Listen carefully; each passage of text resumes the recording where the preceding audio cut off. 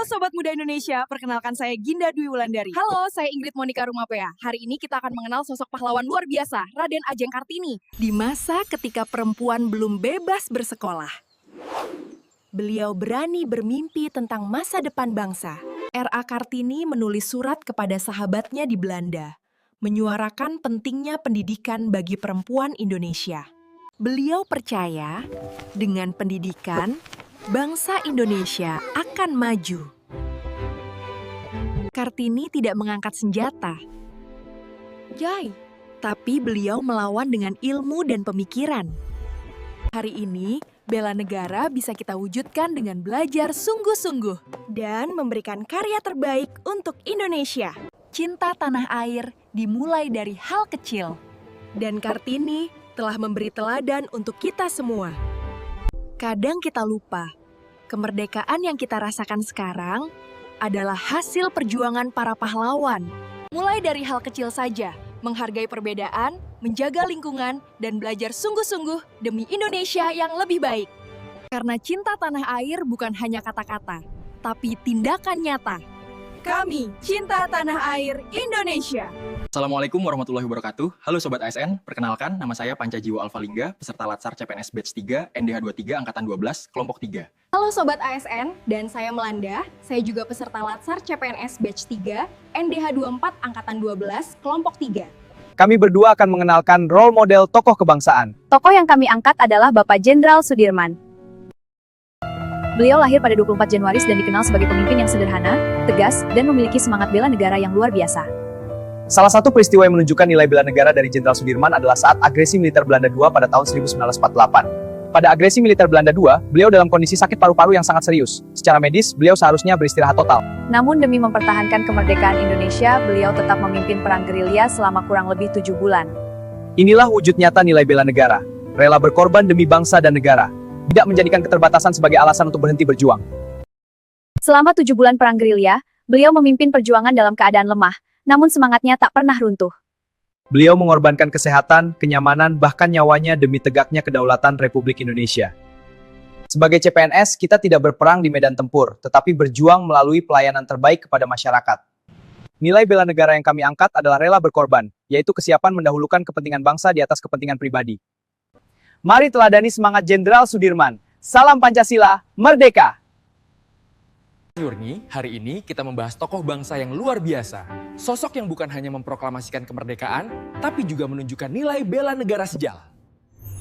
Soekarno adalah presiden pertama Indo dan proklamator kemerdekaan. Memproklamasikan kemerdekaan pada 17 Agustus 1945. Soekarno menyatukan bangsa yang beragam. Itu nilai bela negara melalui persatuan dan cinta tanah air. Beliau pernah diasingkan dan dipenjara, namun tidak pernah berhenti memperjuangkan Indonesia.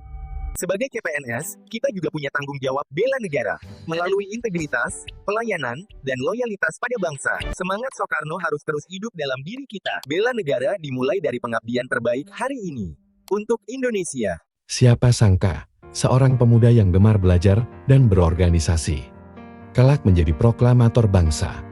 Inilah kisah perjuangan I.M. Soekarno dan nilai bela negara yang ia tunjukkan dalam setiap langkah hidupnya. Sejak muda, Soekarno dikenal cerdas dan aktif dalam organisasi. Ia menempuh pendidikan teknik di Bandung. Sebagai seorang insinyur, ia belajar tentang struktur dan perencanaan. Namun dalam pikirannya, yang ia rancang adalah kemerdekaan. Karena gagasannya yang berani, ia dipenjara dan diasingkan. Namun tekanan tidak membuatnya menyerah. Justru semakin menguatkan tekannya untuk merdeka. Hingga pada 17 Agustus tahun 1945, ia memproklamasikan kemerdekaan Indonesia. Momen bersejarah yang mengubah nasib bangsa selamanya. Ia mencintai tanah airnya lebih dari dirinya sendiri. Itu adalah bentuk bela negara yang pertama. Ia menyatukan perbedaan suku, agama, dan budaya dalam semangat persatuan Indonesia. Ia rela dipenjara dan diasingkan demi kemerdekaan. Dalam tekanan dan ancaman, ia tetap teguh berjuang tanpa menyerah. Bela negara hari ini bukan tentang peperangan, tetapi tentang belajar, bekerja, dan mengabdi dengan integritas. Halo semuanya, kami Muhammad Fikri Ramadan dan Muhammad Ragil, peserta Latsar CPNS Angkatan 12 Kelompok 3. Mari kita simak nilai bela negara dari Bapak Pendidikan kita, Ki Hajar Dewantara. Ki Hajar Dewantara tidak membela negara dengan senjata, melainkan dengan pena dan pemikiran. Nilai cinta tanah air ditunjukkannya saat berani mengkritik pemerintah kolonial melalui tulisan legendarisnya. Baginya, mencintai tanah air berarti berani menyuarakan kebenaran meski risikonya adalah pengasingan. Dalam pengasingan di Belanda, beliau tidak menyerah. Inilah wujud nyata dari rela berkorban. Beliau melepaskan gelar bangsawan Raden Mas agar dapat menyatu dengan rakyat jelata.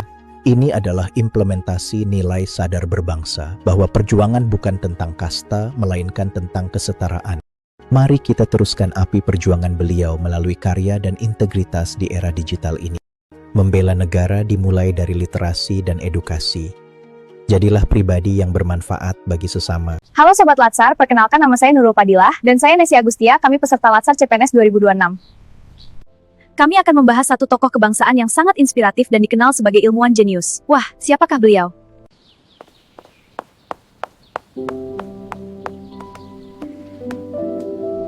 Beliau adalah B.J. Habibie. Aku tahu itu, beliau adalah salah satu tokoh kebangsaan yang mencerminkan nilai bela negara. Bener banget, salah satu nilai bela negara yang dicerminkan adalah cinta tanah air. Wah, menarik, yuk kita simak kisah beliau.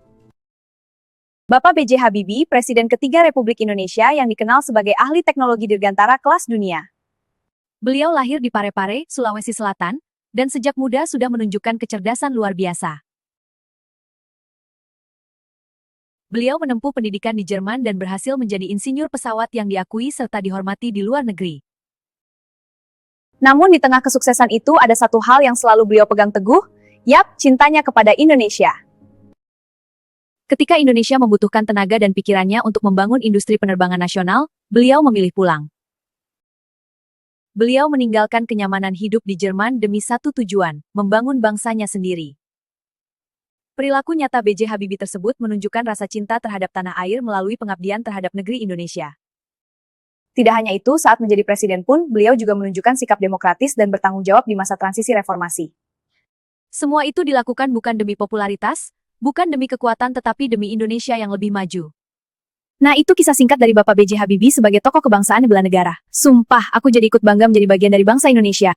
Makanya, kita sebagai calon ASN belajar bahwa cinta tanah air berarti siap memberikan kemampuan terbaik kita untuk Indonesia. Bener banget tuh, cinta tanah air berarti menjaga nama baik instansi, disiplin dalam tugas, dan terus meningkatkan kompetensi. Mari kita jadikan sikap cinta tanah air sebagai prinsip seorang ASN untuk Indonesia yang lebih baik.